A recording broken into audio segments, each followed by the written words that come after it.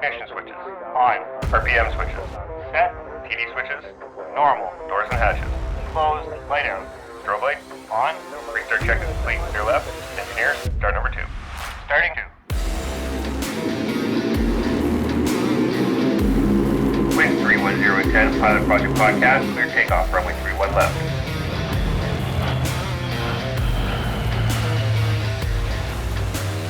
All right, we're ready for departure here at the Pilot Project Podcast, the best source for stories and advice from the pilots of the RCAF. I am your host, Brian Morrison. With me today is the newly promoted Dan Conway. Congrats on the promotion and welcome to the show, Dan. Thanks, Brian. So let's get into Dan's credentials. Dan graduated from flight training in 2012 and was posted to 442 Transport and Rescue Squadron in Comox BC, flying the CC-115 Buffalo. In 2016, he was posted to 3 CFFTS in Portage la Prairie, where he instructed on the King Air for 5 years. In 2021, he was posted to a staff position in 1 Canadian Air Division in Winnipeg and is posted to 413 Transport and Rescue Squadron in Greenwood, Nova Scotia.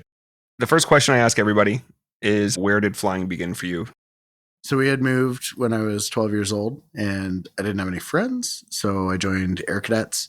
We were surrounded by aviation and went gliding that year. Really enjoyed it and fell in love with flying. I wanted to be an F-16 pilot. So lined that all up in my life view until I realized when I was 16 or 17 that Canada did not have F-16s. That's true. So I still joined the military, but decided to be a multi-pilot instead. What led to you kind of wanting multi more than fighters? Was it basically like no F-16s, I don't care what F-18s? Yeah, I was just obsessed with the F-16 and I was really disappointed that we didn't have them. I felt misled through my own ignorance. So when did you join? 17. Oh yeah, so I think same as Vic. So again, pensionable at 42, which is awesome. And you were an RMC guy as well, right? Yeah. And how'd you like that? It was an experience. It was hard and there are a lot of things that in the moment really sucked, but afterwards were worthwhile.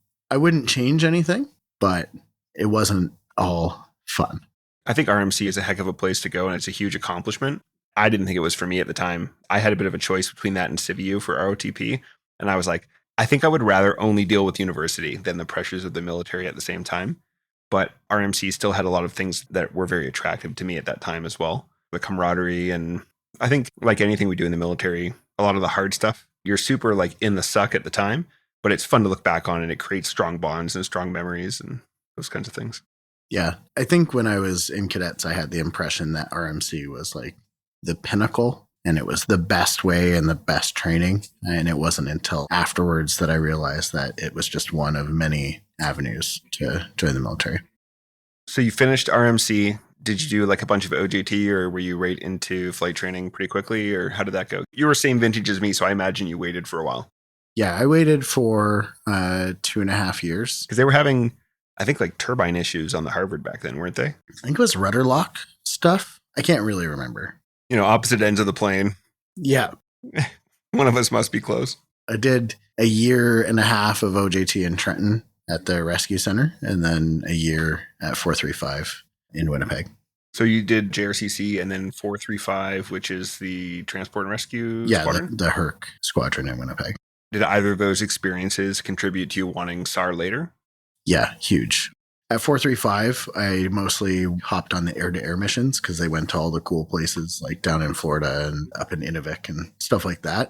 So I never actually saw SAR firsthand as a 2LT except at the rescue center when it was more like theoretical. But yeah, I knew that I wanted multi. I wanted, C-17, Airbus, J-model HERCs, and then search and rescue. But we got search and rescue. So you go to PFT. And I imagine that was between your 2 stints of OJT? No, I did that during university. Oh, really? Yeah. So I did that in 2007. PFT, or Primary Flight Training, is Phase 1 flight training. BFT, or Basic Flight Training, is Phase 2 flight training. For more information on these flight training phases, you can listen to episodes 1 and 2. And how was that? Well, it's good. Yeah? Yeah. Do you find it stressful at all or difficult? No. So I actually had a commercial license before I joined. Did you have the option to skip then? Yes. But at RMC, your choices are fun OJT with lots of marching and stuff with the Army that summer, or go on PFT with all your All your buds. all your buddies and stuff. And I really, I would have made the same choice, I guess. yeah, I stacked the deck. I went and I flew the Grove in Ottawa before as well. So I enjoyed PFT. It was a fun time. I've only heard good things about the Grove. Like, I never flew it myself, but I was also at a CiVU and I was doing flight training there too. So I just did more flight training that summer instead. So someone told me when I was at RMC, someone who had failed out of PFT the year before, and they basically said, like, would you rather find out that it's not for you now when changing trades is easy and flawless and you still have all the summers between RMC to be right with all of your people that are in your trade, or would you rather find out 4 years from now when you're invested and your identity is kind of wrapped around it? That's a great perspective. Yeah, I thought so. And that guy is a light colonel now in the armored. So he's having a good career. Wow. Pilot to armored.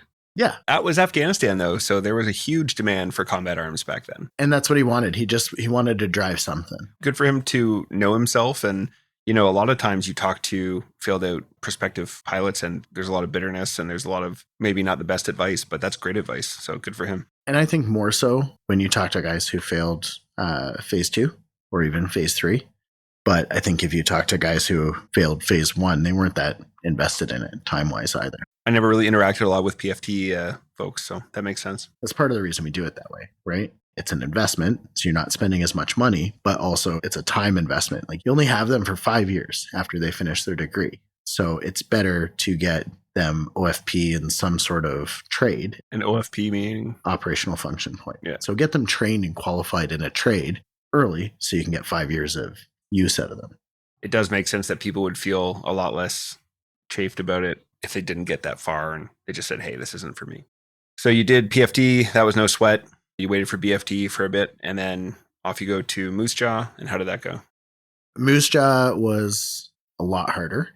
It was a very tough course. Yeah, I struggled a lot with the work-life balance thing there. The intensity is very high, especially for the first couple months. Yeah. When literally Friday night, that's the only night you take off, essentially. Go to the mess. Yeah. Have a time with your buddies. The next morning, you know, sleep it off. You might take Saturday off to an extent to just sort of like recharge. And then Sunday, you're back at it. And every night I found like, I don't know what, a half an hour before bed, maybe to relax, maybe. Yeah. And I found that was the first time in my life that I ever had doubts that I was going to be successful. And I was relatively, middle of the pack. I was not a disaster, but I was making backup plans for if it didn't work out. I really struggled with sleep. Me too. I learned a lot of life lessons there that I still apply. When you got there, your desk was in your bedroom. I don't know if you remember that, but desk in your bedroom. So you'd study, and then you try to go to sleep and your brain's still studying. So you move your study out to the living room and just kind of those like work-life hygiene skills that they did a good job teaching when you're there, but they're not things that you learn until you're like super challenged. Yeah, I had the same thing. First time in my life that I had trouble sleeping and it lasted months. And it wasn't really until phase 3 that I realized like I got to, 9 o'clock, put the books down, read a book for fun or something else to clear your mind. And it was the only way I could actually get a good sleep because for the first time in my life, I couldn't just cram until it was time to go to sleep. It just wasn't working for me anymore because there's just so much. Your brain will never stop and the pressure's so high. Yeah. I think it took me about 2 months because it was pretty start and stop at the beginning too with aircraft serviceability. But once we finally got in the flow of the course, I just kind of let go of I was really concerned about selection. I really didn't want to fly rotary and I really didn't want jets. I wanted multi because that's what I had decided on. So I was stressed out about that until about midway through the course. And then I was just like, you know what? Anything I can get wings on is fine. And then the rest of the course was fine. And I got what I wanted anyways. So the sooner you can let go a little bit of the need for control, the better it all goes. Yeah. Because that extra pressure, it's such a hard thing. Vic and I touched on this too. The mental performance piece that we do now is so clutch. Yeah. Because we had a little bit of that, but not really. And it's so hard, especially in a super high pressure environment. And the irony is the tighter you hold on, the tighter you're winding yourself up, the worse you'll do. The worse you'll sleep, the worse you'll perform, right? Yeah. You know that feeling when you go to an important flight, like a test or something, and you're almost shaking. I don't know if you ever felt that way, but like you find yourself stumbling over things you would never stumble over, or all of a sudden you notice a gauge do something that it probably does every flight, but you can't remember if it's ever done that before. Yep. And all that is you putting pressure on yourself, right? Yeah. It's hard. It's hard to do, but you just have to have faith in the system, because you realize, especially by the end of flight training, that they're almost never putting you in a position where you're not prepared for what's expected of you, especially in flight training. So, we ask you to study, we ask you to do ground school, and then you practice in the sim, and then you go in the plane and you're taught it, and then you have to demonstrate your mastery of it on a test. The truth is, like, you never get sent on a test you shouldn't pass. Exactly. Because the levels are the same. You've already passed the test. You just got to do it again. Yeah. Unless it was pure chance, which it generally isn't. Yeah. You're going to be fine. Yeah. There's a lot of pressure about, like, in phase 2, what am I going to get out of it? And then in phase 3, which exact cockpit? Yep. But not many people walk to the recruiting office looking for a specific aircraft. No. You're like, I want to be a military pilot. And somewhere along the line, with your interaction with people from different units, or yourself going on OJT at different units, you develop this like idea of what you must do with your career, but you have no perspective to make that decision. So that adds a lot of unnecessary stress, I think. Yeah, I agree. Once you start to kind of narrow it down, that's when the pressure seems to be on. Yeah. The moment I sort of quote unquote found peace on phase 2 was when I realized that the only thing I could do was do my best. And there was nothing else I could do. I knew that if I could walk away, even if it didn't work out, I could at least say to myself, like, well, there's nothing else I could have done. That was the only way to really approach it. Yeah. I instinctively understood that on phase 2, but I didn't really have the epiphany moment until I was back in Portage as an instructor. Having not gotten what I wanted out of phase 3, Buffalo's was near the bottom of my list, and having the time of my life. It was an awesome posting, and I'm sure we'll talk more about it later, but such a great place. Aircraft, job, mission, profile, all that stuff was a lot of fun, really rewarding. And then out of there, I wanted to fly the Herc. That was my first 3 choices to the career manager. And then I ended up in Portage, and I actually would have preferred to go fly the Harvard in Moose Jaw, and I told them that, but they needed a guy in Portage. So I went to Portage. I was pretty disappointed. My wife was disappointed. We loved it. Like, it was an awesome job. Finished FIC. Once I started teaching students, it's so rewarding to see them grow, to get that feedback, to build the relationships with them. And then you see them stressing about their selection, and you realize, like, hey, man, it doesn't matter what you get. I got my 7th choice out of Portage, my 5th choice out of my first posting. I never wanted to go to a staff tour. And every single job I've ever done in the military has been incredible. So much to learn. It's all about your attitude. It's not actually about the job. I suspect that's true of many postings. I think that a lot of the things that people think are not great turn out to be like some of the best kept secrets of the Air Force. My philosophy on postings is that in this Air Force, there's basically no bad postings. So you're either going to have a really good place to live and a job maybe you don't absolutely love, or a job you absolutely love in a place you could, take it or leave it, or you get a wicked place to live and a wicked job if you're lucky. Like, there's very few postings that don't fit one of those 3 things. And you can have a really good time in any of those 3 circumstances as long as you're focusing on the positive and moving forward with a good attitude. You finished BFT, you said about middle of the pack, and selection comes. Were you pretty sure you were going to get multi, or were you nervous? Do you remember? Yeah, I was nervous. I finished a bit before my course mates. I think I was in the top 3rd, but all 4 of us wanted multi-engine. And I knew that there weren't that many slots, but they forced one guy to go jets. Really? Yep. Because you had to have a certain mark. Yeah. So they forced the 2nd place guy. That's quite rare. Yeah. I mean, I say forced. They convinced him to want jets. So the other 3 of us got multi-engine. Yeah. And were you psyched? Oh, yeah. I was really excited. So you get your selection off phase 3 and it's the buff. And how did you feel? I was devastated. Yeah, I had no idea. So they do this little thing where you have to put together the puzzle, an anagram or puzzle. And so I put it together as 424, which is Hercs and Trenton, which is one of my top choices. I'm like, 424, yes. And everybody's shaking their heads. And I'm like, well, there's no other squadron with those numbers, like 442. And they all start nodding. I'm like, where is that? I had no idea. Like, all I knew about the Buffalo when I was on phase 3 is that it was unpressurized. So in my internal checklist, I was like, Buffalo, unpressurized? Nope. On to the next one. The Buff was one of my top choices. I ended up changing my mind and thinking the Aurora would be kind of the best fit for life and everything that I was kind of thinking about. But I thought the Buff was really cool, and I thought Comox would be beautiful. So it was. Yeah, it was yeah. awesome. Like you said before, like for anyone listening, this is a great example of just kind of seeing how things go and keeping a positive attitude, because you never know when what you didn't expect ends up being like an amazing thing. So similar question though, as we just talked about with the Buff, how did you end up posted to Portage as an instructor? You already said that you wanted Moose Jaw instead, but how did this come about? In order to be an instructor in Portage, you have to have an operational tour under your belt, and you have to have been an aircraft commander operationally. So it's a bit of a harder billet to fill, and it is a priority 1 posting being a school. So it didn't really matter what I wanted. When search and rescue as a whole was tagged with filling a slot, I was the low-hanging fruit because I was due to be posted that year anyways. I had asked for Hercs. I got told, no, I got to go to a school. I said, okay, I'll go to Moose Jaw, because I thought, hey, those guys fly a lot, and I wanted hours. And I got told, no, you're going to Portage. I said, okay, thanks for your time, sir. Yeah. Those are fun chats. Yeah.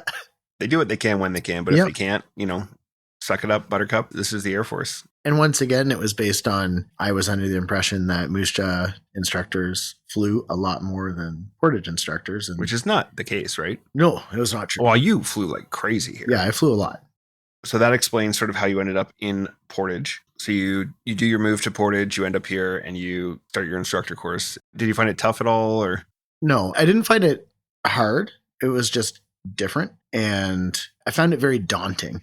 So the prospect of going back and being one of the guys that I had in my memory, like I had some really good instructors on phase 3, and I couldn't really reconcile me being as good as one of those guys. So once again, I just went through the process, the 3 phases of flight instructor training. And then at the end, I felt ready to be one of those guys. It sort of reminds me of when I was at Moose Jaw and they have the X board up, which is basically, it has all your flights listed out and you put an X on them every time you do that flight. And I was watching the senior course do emergencies, and I was like, how am I ever going to know all that? Like, how am I going to know the red pages that well, know the reactions to different scenarios that well? How am I going to remember all this stuff, do all these maneuvers? And then I sort of looked at the X board and I was like, I don't have to know the one that's way over here. I have to know the next X. And you just take it day by day and X by X. And lo and behold, these courses have been designed for you to eventually arrive at your end state, right? Yeah. And if you try to look at what you need to be like 40 flights from now, that's going to be super intimidating. Yeah. But if you look at what you need to be tomorrow, you can probably manage that. Yeah. And when we moved here, we had young kids. I had some really good chats with my wife about this posting and my fears and whatnot. And I have this distinct memory of walking to work because I lived really close to the flight buildings, walking to work at like 6 a.m. before my first phase 3 FIC trip, which is like when you're teaching. And I remember just thinking to myself, like, I'm just going to be the best instructor that I can be. And sometimes that just becomes my mantra. Maybe it's not for everybody, that I'm just going to do the best that I can do. And if that's not enough, then I'll do a different job in the military. So the course for you was like sort of intimidating, but overall it went fine. Mm-hmm. Was there anything you found particularly tough about getting into instructing? I mean, yeah, I had lots of challenges. Sometimes consistency, especially with a 9-month-old at home, focus and overall performance. So I'll give you an example. You do a big cross country as part of the final portion of your instructor training. And first 2 days went super well. Like everything went really well. We were back in my backyard in the mountains, flying approaches that I was very familiar with. And my instructor was very pleased. And so we became very like low stress, very chill in the cockpit.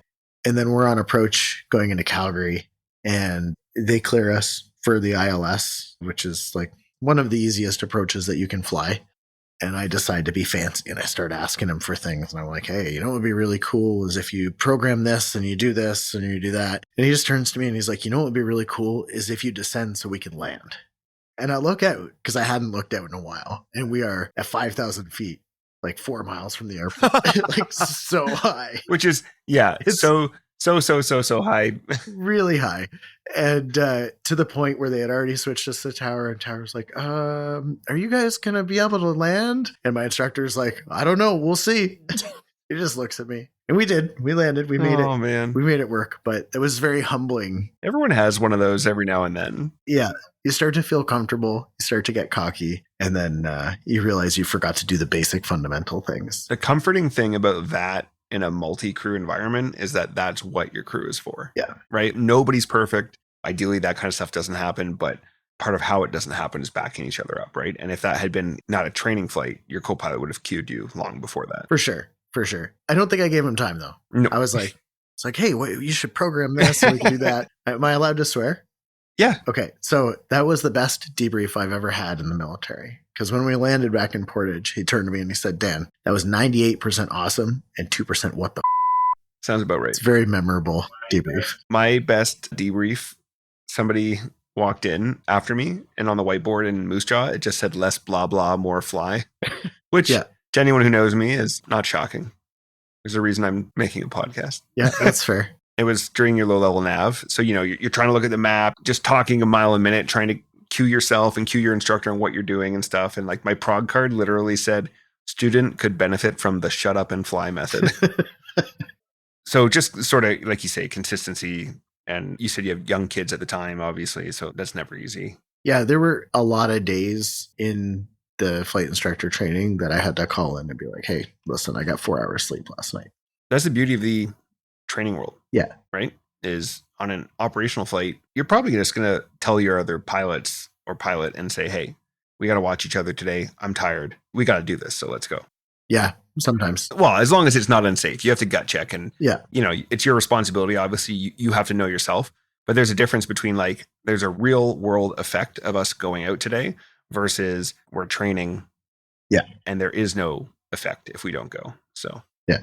Did you have any early on big learning experiences when you were a new instructor? Like any funny stories or? Yeah. The first 2 students I took on a cross country out west.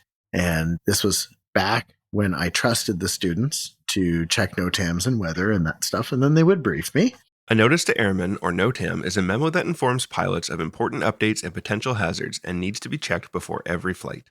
And we went on a flight where they had presented all the NOTAMs for the flight. And we got to Kelowna and everything was shut down in Kelowna. And the guy on the radio was like, yeah, it's all NOTAM closed. I'm like, oh, yes, of course. Guys, do we have gas to go to the next place? Like, what are we doing here? And I was very angry. And then we landed, and turns out they did check all the NOTAMs, but they did not check their NOTAMs for destination. Yeah, so it turns out they didn't check their NOTAMs. For the destination. Yeah, I learned a valuable lesson that day, and that was that I should, as the professional aviator and the only one qualified, actually do my job. It's funny because on a crew, as much as the AC, you want to go through the NOTAMs. Depending on the nature of the mission, sometimes that's an FO job and you just don't have time. Yeah. And you just have to trust that these guys are not messing it up. So I can imagine that some of that could leak through initially into your instructional until somebody burns you. Yep. After that, I always check NOTAMs and weather and stuff. Yeah. Yep. Like a good instructor. What's a normal day in the life of an instructor at Phase 3 multi? So you need to get in. You need to check the weather and NOTAMs before your students brief you. If your students are on different missions, you have to brief them separately. So that's about 40 minutes for each kind of brief that you brief separately. One at a time, you take them out to the plane. They have to do their walk around. You do the actual flight. You come back, you debrief. Process takes a while. And then you take the next student, do the same thing. So that might be from 8 till 2 to get 2 1.3 hour missions done. And then you have to write both cards, which gets a lot easier as time goes on. But as an instructor, one of the most important things you do is writing that card. It's not only for the student, but it's for the other instructors, because you might not instruct those guys tomorrow. You might get sick. You might not have a good night's sleep. So day to day on the line, it's a pretty busy job. Yeah, if it's your only job, it's 8 to 4. A multi-instructor will do about 8 instructional missions a week. So most days you're going to double turn. So fly 2 instructional missions, and then you will try to get 1 proficiency flight just for your own kind of recurrent training to make sure you're still good. So about 9 flights a week. Yeah. And does that feel like a lot, or is it kind of a good pace? It feels really good. It feels really comfortable when you're in that flow. What makes it hard is when you have extra things. Which always does creep in. If I remember correctly, CCAT instructors are given no extra duties, so they can focus typically on flying. Yep, 100%. Which is probably like the most comfortable place you can be. Like once you get over the initial learning curve, is you're just doing your job. But the job is harder as a CCAT. You don't have enough experience. Everything you're dealing with is for the first time. And that is stressful in flight. When It you is. encounter new situations, which is always when you're a new person in charge, that is stressful. Can you briefly outline the Phase 3 course for multi-engine students? Yeah, for sure. So when you get on Phase 3, you'll do a short ground school just to familiarize yourself with the essentials of the King Air. Then you'll do quite a bit of simulator time to get you proficient with emergencies, IFR, and basic handling. Then you'll do Clearhood, which is VFR flying. So looking out at the horizon and flying on that. That's like basically building up your hands and feet skills on a multi-engine platform. Exactly, as well as, how we handle emergencies and the philosophy of multi-engine flying, which is a bit different than jet flying. It's a crew concept now. Exactly.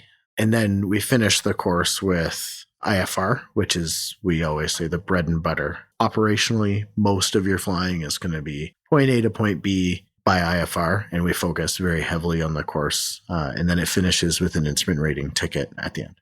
And again, VFR is visual flight rules. IFR is instrument flight rules. One is flight with reference to the ground, and the other is meant for flying in bad weather or... with reference to the instruments. Yeah, it's with reference to your instruments because frankly, everybody flies IFR most of the time. It's highways in the sky, basically, and you navigate those with your instruments. What is your favorite part to teach of the course? The cross countries. Yeah? Why? Well, when you think about it, the entire course is 91 hours, and that includes 50 hours in the simulator, right?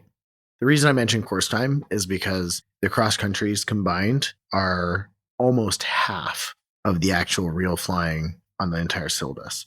So you're going for 3 days away with 2 students, and the pilot that you bring back on day 3 is not the pilot you left with on day 1. There's so much learning and growth. It's a lot of fun. Plus, it's their first experience in the Air Force going away as a crew. So you get to spend some time at the bar, at the restaurant, after the debrief, passing on your war stories. You get that taste of a crew life a little bit. Yeah, and you get to mentor outside of rank and structure, which is really important for them to learn how to do, because aviation is about connecting with people, connecting with your crew, and being able to learn from people of all generations and positions on the aircraft. It doesn't matter if you're a major and they're a corporal. They have 20 years of experience and you're new.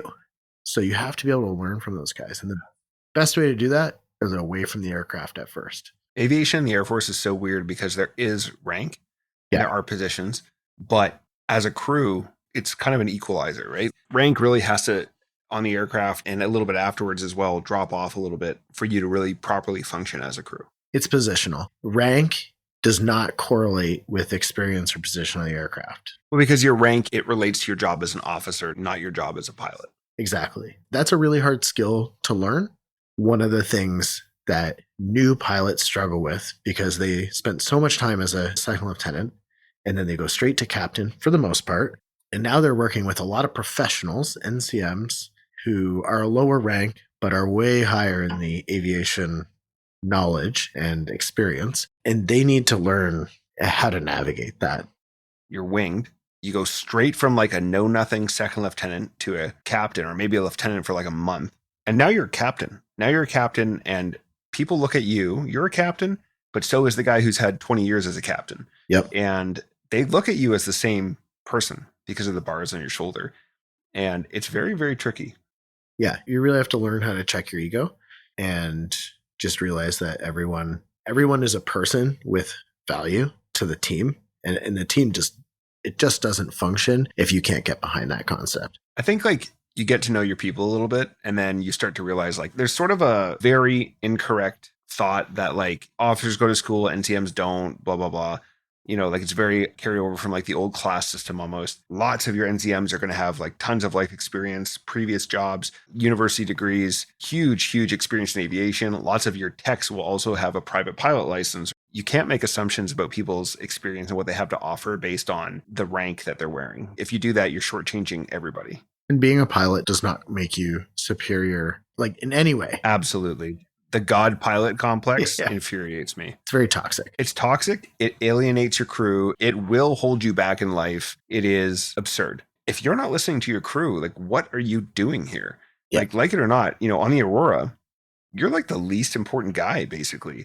Your job is to drive the bus, get the pros in the back over that submarine or over that surveillance target or wherever it may be. And now they're going to actually conduct the mission while you fly in a circle or whatever and make sure you don't run out of gas, and then you go home. And then like you earn your big bucks on the landing, basically. And search and rescue is the same thing. Yeah. You got to fly patterns and all that stuff. But if there weren't SARTECs in the back and the FE and Loadmaster It'd be and the pointless. nav, there's no point, Yeah. right? The aircraft can't reach out and help someone without those guys in the back. Yeah. And I think I already knew that to an extent, but I remember my buddy Adam Saber, who's an Australian exchange guy we had, a fantastic, super smart guy. He was talking about how flying low is fun, but if you fly low all the time in ASW, your whole crew is going to be sick in the back. They can't see. They're sitting sideways. They're sitting backwards in the Aurora, and it's bumpy down low. And yeah, it's cool to fly low over the ocean, but honestly, if you're cranking and banking, anytime you're going over 30 degrees, basically, you've missed something, and now you're scrambling, and everyone in the back is getting sick. He's like, so what's the point? If they're sick, you can't do the mission. I think I knew this, but it really made it click for me that they are the important part for conducting the mission. Yeah. Your only job is to make sure everyone stays safe and that we go from takeoff to landing safely and professionally, and a little bit more in between. There is an opportunity because OJT is a thing. All pilots are going to spend a couple years as OJT. And that's time where you can see how the professionals do the job. I also got to see a really bad example. As an OJT, I've kept this with me, but I saw a nameless major walk up to an FE, have a conversation. He had a suitcase in his hand, and then he put his suitcase on the ground and pointed at the plane and walked away. And there were some words exchanged, but I was too far away to see that. And the FE looked at the bag, looked at this major's back, walked to the plane, left the bag there. And the next day we were in Tyndall, Florida, and the major was freaking out because his bag did not make it on the plane. Go figure. And the FE informed him, yeah, I think your bag is still on the ramp in Baggetville. I'm not really sure why you dropped it there, sir. Your guys are either going to be like your best buds or they're not going to be saving you, and you want them to be saving you. Yeah. Like there's obviously better reasons to just be a good person and treat the people around you professionally. But like, even if you need a self-centered reason, the better you work with your team, the better they will want to work with you. That's not my main motivation when it comes to that stuff, but it's another bonus. You'll quickly realize that you can't actually accomplish anything by yourself. Where do you think students tend to struggle on phase 3? Is there like a typical trouble spot? Yeah. Generally, it's in preparation for NAV and the cross countries because there's a different philosophy between phase 2 and phase 3. So phase 2 is basic flight training. So expectations are going to be laid out for you. There's going to be lots of guides, that kind of thing. You can ask your instructor any question and he's going to kind of lay it all out for you. The briefs are a lot more informative, sometimes even lecture-esque. Whereas on phase 3, there's a lot of information out there, and we're not going to say, we want you to do X, Y, Z in order to get there. We're going to say, hey, look at the weather, do good flight planning, and bring us from point A to point B, and do this en route. So that change of mentality, it requires critical thinking. We don't teach critical thinking in the Air Force, so you got to just get used to it. So what I tell students is, if there's not a so what, stop thinking about it. So don't tell me the weather's great. Tell me the weather will not impact our mission, or the weather will impact our mission, and I've decided to do X, Y, and Z instead of this. And switching to that is going to be really, really important because when you get to an operational unit, there's going to be so many things that you need to know, and they're not going to tell you. You've got to know that you don't know them, and you got to seek those things. And then when you're actually on a mission, it doesn't really matter if you've never seen that mission before. You have to go and do the mission, and you're going to be expected to think critically. So it's very, very important to develop that skill in phase 3. That's why the studying is so endless when you get to your OTU. When you get to your operational training unit, that's your first time on the line on an operational squadron. That's why you're just constantly in the books, whether it's prepping for a sim or getting into the numbers or the tactics or whatever it may be. There's so much. And it's up to you. It's not a course. You're just there and there's lots to learn and you better learn it. And I do remember when you make that switch, I never really thought about that. That's the moment it changes on phase 3. But when you make that switch and you start to do those cross countries, it's a bit overwhelming when you do your first one and you're like, it's outside of the box. It's outside of the canned scenarios you've been doing. So what about this? What if this happens? What about whatever? Like there's 100 variables and it is difficult to parse out what should I focus on right now and how do I make this happen myself instead of just looking to my instructor to figure it out. Can I tell you a really good story about that? Yeah, absolutely. So this is my last year of instructing. So I'm an ACAT with like 1,800 hours instructional. Down south, I think this was my last student cross country. A lot of fun. Students were actually really strong. We're in Cincinnati, and that morning I wake up and I look at the weather, and there are tornadoes within 30 kilometers of the airport. And at our lunch destination is a full-out blizzard. It was just the worst. It's like a sim scenario. That's when I discovered that there's a thing down in the south called Torcon. So we were at Torcon 7. What is that? Tornado condition? Tornado condition, which has to do with distance and magnitude of the tornado from the city center. Higher number is worse? Yes. So I immediately called the FBO where we parked our plane and asked them to drag our plane in. And I'm like, well, this is going to be a fun day of just sitting inside trying not to die in Cincinnati. And I get down and my students are both sitting there at the computers, furiously typing, filing flight plans, working on the mission. And I decided, okay, well, I'm not going to tell them, hey, we're not going. I'm just going to see where this morning goes. So I sit down with them and they brief me the weather and they brief me their mission. So the first guy's like, yeah, it's Torcon 7. There's tornadoes really, really close. My route is going to be from here to here to here. I'm going to fly these approaches and we're going to do this star into Minneapolis where there's a full out blizzard. And the next person goes, yeah, there's a full out blizzard. We're going to depart from here. We're going to go here, here, and here. And at the end, they just look at me and I'm like, so you guys filed? And the guy in the morning is like, yes, sir, I'm filed. I'm like, do you want to go fly? I'm like, well, no, sir. We don't want to fly at all. Why did you file a flight plan? Why did you brief this? Why didn't you just say, hey, sir, tornadoes, what's good for breakfast? That's that weird thing, though, when you're a student and you're like playing the game and you're trying to figure it all out. And it's such a weird place to be. It's hard. You get this sense of, I talk to students about this a lot. You get cognitive dissonance, which is that uncomfortable feeling you get kind of like in your chest and stomach when you feel like there's a gap between what you know and what you need to know to succeed. And it's really uncomfortable. It's scary. And all through phase 2, you never really had that. No, because you knew what was coming on every flight and you could always prepare. Exactly. And you knew the routes, you knew the emergencies, you knew everything.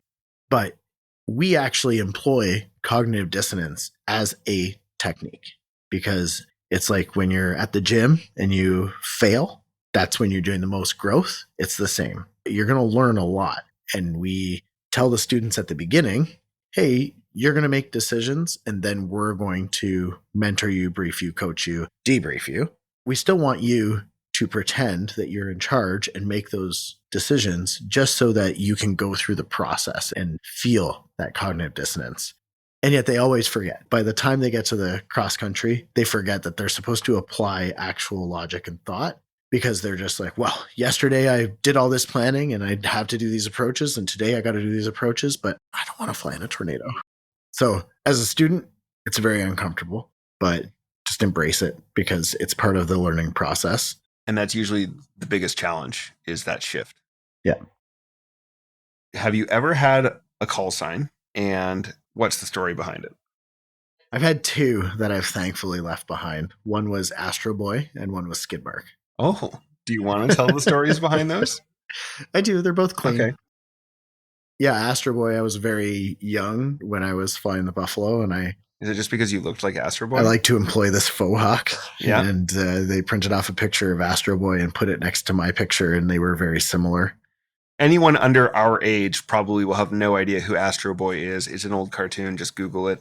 And then Skidmark, we were in Carcross, Yukon, which is a gravel runway on the Buffalo. And we were landing in about 20 knots of crosswind. We had already jumped the Sartex out, so we had to land to pick them up. And I'm fighting the crosswind, and I guess my foot slipped. So I landed with right brake on, and it was right crosswind. So we touched down, and I went into a 45-degree drift in the Buffalo, 45,000-pound aircraft. Wow. And the nav said it was really weird because they could see straight down the runway from their window that's on the side of the airplane. Yeah, that would be weird. And so I just let off the right brake, applied some left brake, applied some rudder, and we got it under You control. were able to correct, though. Oh, yeah, absolutely. Did you have an experienced AC? Yeah, he didn't touch the controls. Because I think an inexperienced AC would have taken control. It happened really fast. So, well, it felt slow. But yeah, we landed a nice big skid, and then I already had it corrected. Never left the center line. Good for you. But we went out to inspect. It was very like loose gravel with dirt underneath. And there was a big skid mark, like a 1,200-foot skid mark. Well, I mean, you're moving, but it took a minute. That's a good AC to have the confidence to, he gave you some rope. Yeah, I think by the time that he was engaged, because it had been a very long trip, we'd flown together that was like day 8 of 9. Oh, wow. We'd flown together and nothing bad had happened, and he trusted me. So I think he was not quite as tuned into the flight as he should have been. It was fun. What he said was, whoa. That's what I would have said, at least. So yeah, skid mark. I was skid mark for about a month, and then I took pat leave to get away from it. What is the most important thing you do to keep yourself ready for your job? I would say the most important thing that I did while instructing was conscientiously maintain a focus on my joy of flight. Because it's very easy when it's your job and you're doing it 9-10 times a week to lose sight of the fact that you are getting paid a decent amount of money to do what you wanted to do when you were 12. Yeah, that's true. I remember you used to say that sometimes when we were flying, and it's a good thing to keep in mind. It's something I remind students. It's something I remind instructors, coworkers, because at the end of the day, we do a lot of work.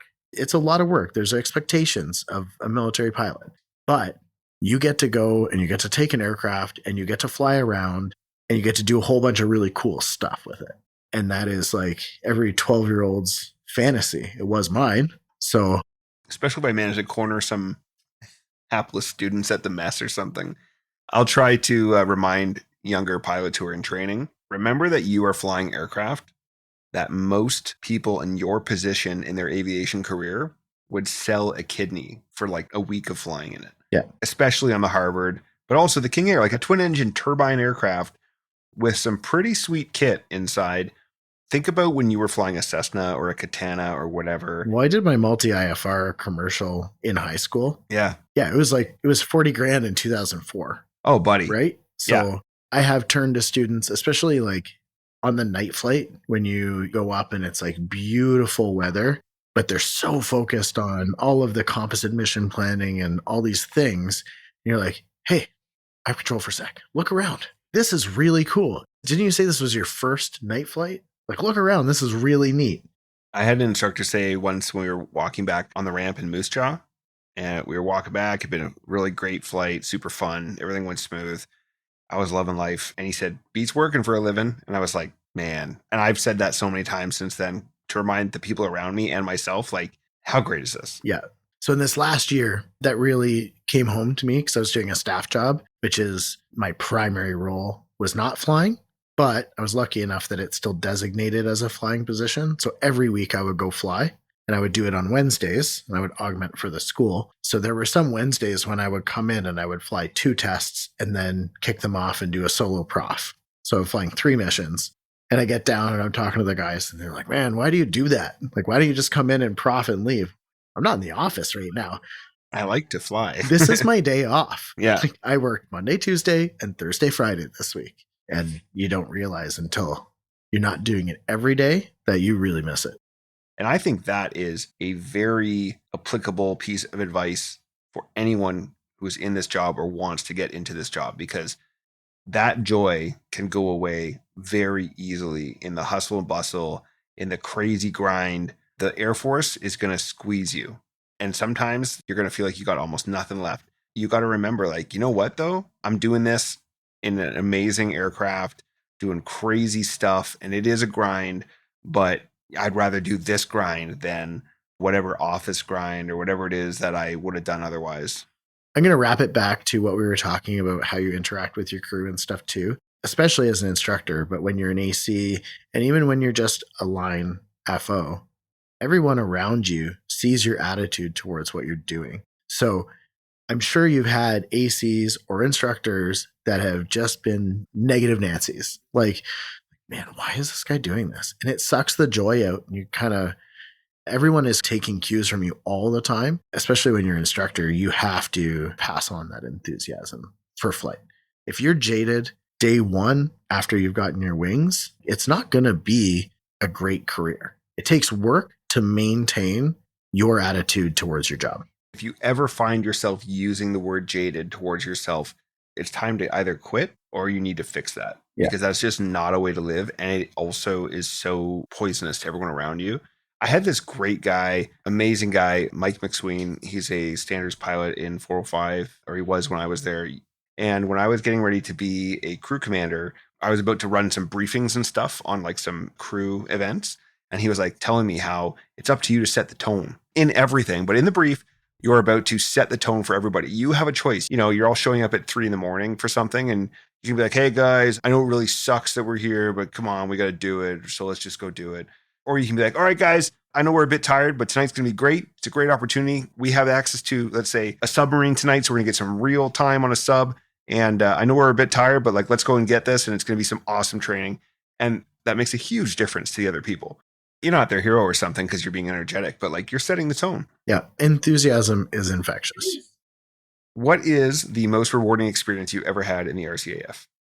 I would say instructing. Is there a specific moment that comes to mind at all? When they get their wings. So going to the mess dinners, talking to them after, you know, they're all proud, their parents are there and they deserve it. And I think in 5 years, if you just math it up, we put wings on over 150 multi-pilots, and I taught pretty much all of them. Vic said the same thing. It's awesome. It's such a good experience. You saw those people stumble and struggle and deal with that cognitive dissonance and all that stuff and succeed. And now they're ready to learn at the next stage. But I always tell new instructors, like, those students are your resume. When you leave Portage, you're going to go back to the bottom of the totem pole. And especially the guys you taught in your first couple of years when you had the least experience, those guys are going to be the standards guys. Yeah. They're ACs. So do a really good job. One thing that you don't realize as a student is how invested your instructors are. I have very distinct memories, especially as a new instructor, of my students going up on their first tests. And I'm like, all hands clasped, like biting my fingernails. But your instructors are very invested. And it's nerve-wracking when those guys go on their tests and you're confronting the tester as soon as they come in. Like, did he pass? What did he wrong? And then the first thing that he did wrong, you're like, well, he didn't do that on his pretest.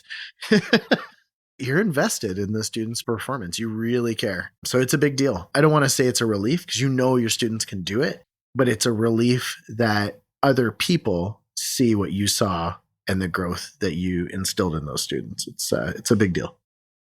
All right, so let's break into your time on the Buffalo for a moment. Sure. And we'll get into some story time. What was your hardest day on the aircraft? Probably 2015, Christmas Eve. We had an emergency in the middle of the night. Well, I guess it was Christmas morning at that point, but we were out late that night in bad weather, searching for someone on Christmas Eve. And then something happened with the plane, and we felt like it was a pretty close call. And we went to the nearest airport that we could, which happened to be Port Hardy. And we caught a few hours of sleep. I think like 3 hours of sleep on a hangar floor. Oh, wow. And then a cormorant came up and got us back home for Christmas. But that was hard. That sounds really hard. It was just like, A, we weren't successful finding the person we were trying to find. But B, you have all these thoughts go through your head, you know, the what ifs and what am I doing on Christmas? And you know, you don't want to disappoint your family and all that kind of stuff. Did you guys find it when you're flying SAR? Do you have a professional detachment like doctors tend to have? Or are you like pretty personally invested in every search? You have to be detached, and it's something that you learn and train. Do they teach you that? Do they tell you that? there's no lesson plan or anything on it. But one of the things that we have to instill in FOs before they become aircraft commanders is that you're not liable for the person who is hurt or lost or missing. You didn't put them there. It's not your fault. It's your job to look for them and provide them with the best service that you can, but you can't kill yourself to do it. So that's a very hard lesson, because I think that with our personalities where we want to succeed, it's just natural instinct to maybe push boundaries that risk has already been accepted at a pretty low level. Well, you add the professionalism and the drive to succeed with the hanging of a life in the balance. Yeah. That's a pretty potent combination. But as the aircraft commander, your job, what you are liable for, are the lives and health of the 7 people in the back of that plane that trust you. So you have to get them home, no matter what. If you can save that person by employing all of the tactics, everything you've been trained in, following the rules, then you do it. But you can't break rules to save someone's life, unlike Hollywood. And it's a really hard lesson to learn because it's not your natural instinct. What was your best day on the Buff?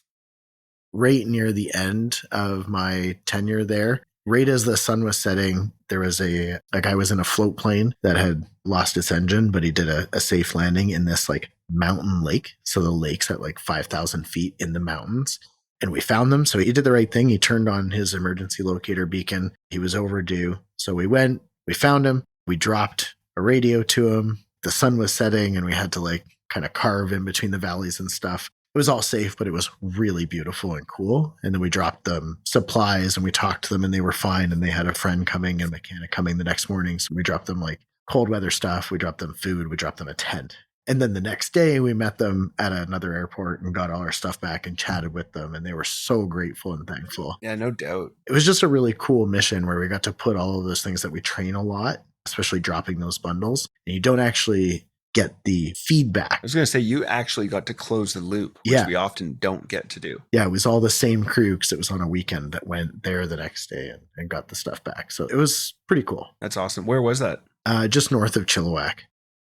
So we're down to our last couple questions. The last two, I think, are some of the most important questions that we talk about on this show, because part of the big goal of this show is to reach prospective pilots, new pilots, people who want to join the Air Force. This is for the air cadets out there. This is for the people who are thinking about, maybe this could be a career for me. What do you think makes a good pilot? In my opinion, it's work ethic and attitude that make a good pilot. So you have to be willing to work and you have to have a positive attitude. You have to approach things from the right angle. All of the other stuff, the physical, like actually flying the plane, the knowledge, the experience, those things can be trained and coached. But it's really hard to change people's personalities and attitudes. So they have to be motivated by the right things. And it is not as easy as it sounds, because like I can say that personally, I'm a complainer. It's not something I love about myself, but it's a very difficult habit to break. And to anyone out there listening, that is not something you want to do. You don't want to be negative. You don't want to complain. One thing that I learned that I wish I'd learned earlier was basically complaining makes everyone aware of the negative without providing any of the solution or positive. Having a good attitude, it sounds so simple, but I couldn't agree more. It's so critical. I think so. If you had to give a piece of advice to a new pilot, to that air cadet who's listening, to that person who's thinking about going into the recruiting center, what would you say? Take advantage of the opportunities in front of you. So whether that means you're on the street and the recruiting center is there, go do it, because what do you have to lose? But in the training world, even if you didn't get your first posting, make the most out of that posting, because then you're going to have so many open doors at the end. Make the most out of all your opportunities, because if you don't, doors are just going to close and you're going to end up getting out of the military dissatisfied. Whereas if you still might get out of the military early on because other opportunities have opened. I'm not saying like you have to stay in the military, but take advantage of all the opportunities that are open to you and don't let life pass you by.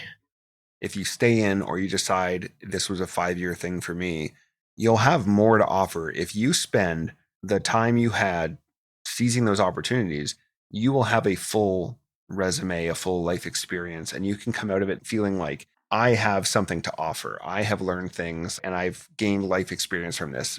The worst thing you can get is feeling like it's time to leave. Fine. what do I actually have to offer? What have I learned? What have I done with my time? Yeah. What did I do with the last 10 years of my life? Yeah. Are the last 10 years chock full of experiences, or are they few and far between? And oh my gosh, I have a 10-year career on my resume with not much to offer from it in terms of experience. And I think that would be awful. Right on. So seize the opportunities. Carpe Diem. Okay, that's going to wrap it up for today's episode on Phase 3 multi-engine flight training. I'd like to extend a huge thank you to Dan for joining us and taking the time to tell us those great stories. Our next episode will feature Jules Daintree, the Deputy Commanding Officer of Moose Jaw, and we'll be talking about fast jet flight training. So if you've ever been curious what it takes to fly jets in the RCAF, tune in to our next episode. As always, we can be reached by email at thepilotprojectpodcast@gmail.com and at podpilotproject on all social media outlets. This week, I'd really like to thank anyone who sent in video footage to help make our promo reels. Without you, we'd have a lot less cool content to share. Finally, I'd like to ask your help in continuing to help the show grow. There are 3 things you can do to help. Did you know that only 1 in 5 listeners are subscribed to the show? Let's bump that up so you don't miss any great content. Go ahead and subscribe wherever you get your podcasts. Second, you can share with friends, as we mostly rely on word of mouth. And finally, you can give us a 5-star rating to help us get to the top of the charts. That's all for now. Thank you for listening. Keep the blue side up. See ya! Engineer, shut down all 4. Shutting down all 4 engines.